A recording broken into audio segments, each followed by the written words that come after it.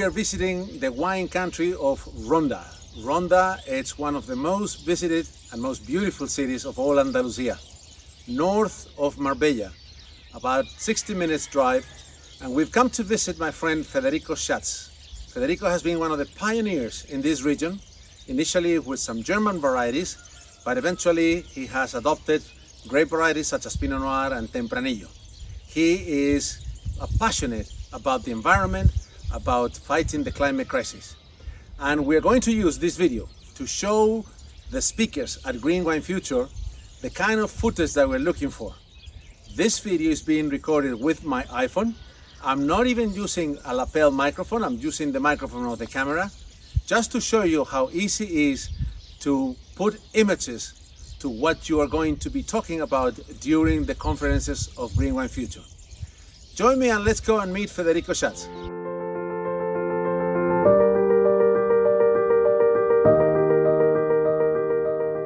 Yes, we are here on Finca Sanguijuela, on the mountains of Sierra Sanguijuela. We are on a sea level of 700 meters and about 50 kilometers far from Africa, 40 kilometers from the Mediterranean Sea and 80 kilometers from the Atlantic Ocean. We are 8 kilometers near a town, the town Ronda, and we are located in the province of Malaga, Andalusia, Spain. We work on our 3 hectares from 8 different grape varieties, 6 different wines. All our wines are organic, biodynamic and natural. We don't use sulfites, so we only use our own grapes and oak barrels. The grape varieties we use are Pinot Noir, Petit Verdot. Then we have also Lemberger grape. We are the only winery in Spain working 100% with Lemberger. Then we use also as Chardonnay for our white wine and Moscatel Negro for our rosé wine. And also the blend we are working is Finca Sanguijuela, the brand name, and it's a blend of 3 grape varieties. Here we use Tempranillo, Merlot and Cabernet Sauvignon.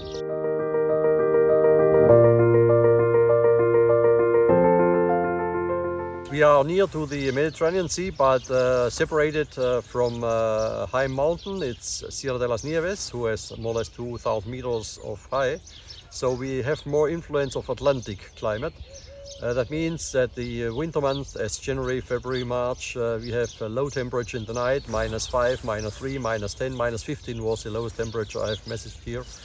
And in the day, when you have a day without any wind and any clouds, you can have easily 20-25 degrees at 2 o'clock in the afternoon. In summer, the temperature rises up to 30 degrees. The average temperature is more or less 27, 29, 33. But some days also with 40. But again in the night the temperature goes down until more or less a level of 18, 16 degrees. So it's a really fresh area in the night.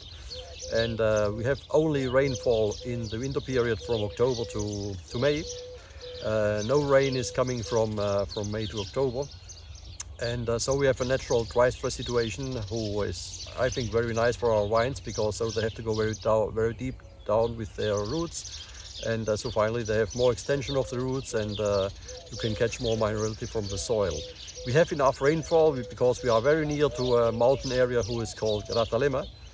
Grazalema, it's about 20 kilometers far from us in the north part, in the province of Cadiz.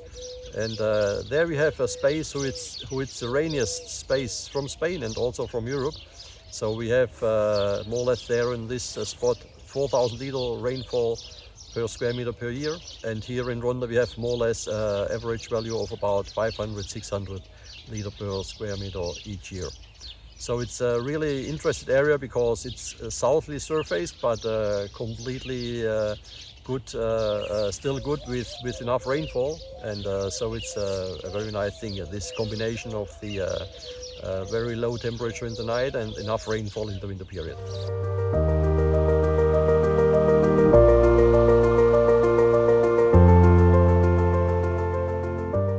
Grape varieties are also a very important tool for us, so we can work with long cycle grape varieties. For example, we are working with Petit Verdot also.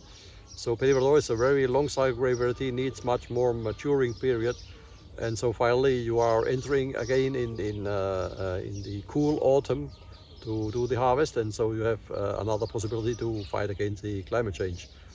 Also, you can work in the soil with different fertilizing. For example, We have also fertilized it here a lot with cool, vegetative cool, you know. So finally, this helps also to have more humidity in the soil.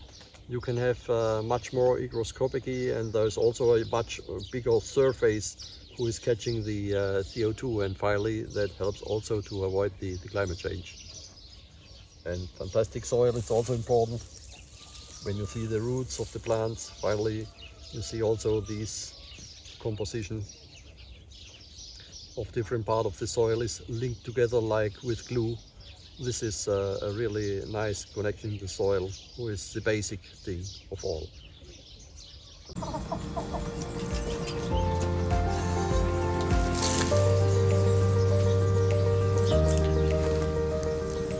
Well, as we are organic and biodynamic and natural, so we work also with the biodynamic herbs. So it's a huge help in the soil. So we have really a good soil. We have really a soil with enough nutrients. We have a soil who is completely ordered because of the application of the biodynamic products, mainly the 500 product, you know, the cow manure. Finally, we can have an order in the soil, and when you have an order in the soil, finally you can have a fruit from your plant, in this case the grapes from our vines, with a really natural order inside. So when you bring these fine and mature and ordered grapes to the cellar to produce a wine of them, you have finally, if you do a smooth winemaking in the cellar, also a very nice order in the wine, and so the wine is stable for its own. You need no much more. And also you can have really in a complicated year, or in a year where it's a little bit more hotter or whatever, when you have a natural soil, when you have an organic soil, you have the help from the microorganisms, and finally you can have a little bit like a smoother working, and the wines have not so much stress as, for example, in other conventional soils. And also when you have covered your wines, as we have covered them with our green fertilizer, you can have minimum 10 degree of Celsius less of temperature inside of the soil. So this helps also a lot again. And also when you have a lot of green fertilizer, a lot of weeds, you will have finally also much more humidity in the soil. It's not the other opposite thing. The people are thinking that the weeds are taking out the humid, but it's the opposite thing, because they are covering the soil, they are giving a shadow to the soil, and so they are protecting the water who has come from the winter period, and also the temperature. And of course you can also have your own energy, as we have. You can see on the backstage our solar panels. We were the solar station, the first solar station, private solar station in Andalusia, the biggest one in the 90s when we have produced this. And with these solar panels we have enough energy for all of the energy we need for our winemaking, and of course for our private living in our house and so on. So since '93 we are completely disconnected from the grid. We don't need extra energy.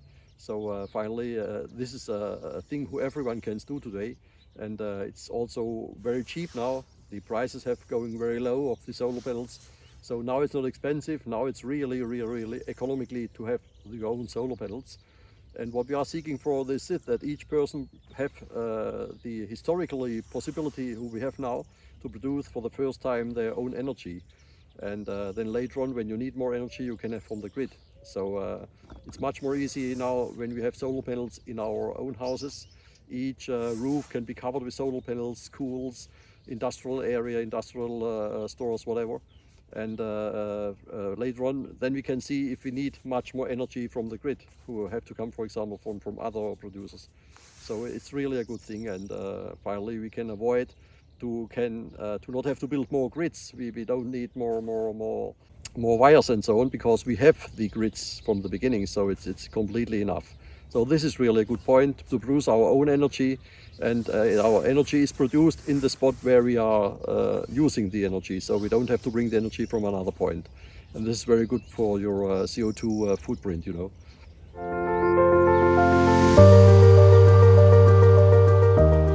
When we use the biodynamic herbs and the biodynamic preparations, finally we can help the soil to be a better soil, a soil with more order. We can help also to the plants to be more healthier, that they have more force, that they have more capacity to can catch the nutrients from the soil. And so finally, when you are using the biodynamic preparations, finally you can give a stronger help to all the plants and the soil, that they can really fight against these more hotter days, or these some period of less rain and of dryness, and so they are really have more strongness and are more prepared to kind of fight all against these things who are coming. Also, we have to understand, when we don't use chemical fertilizers, finally we have no salt in the soil. And you know, when you use chemical fertilizers, the soil is very salty, and you need much more water to that plants can grow in these salty soil.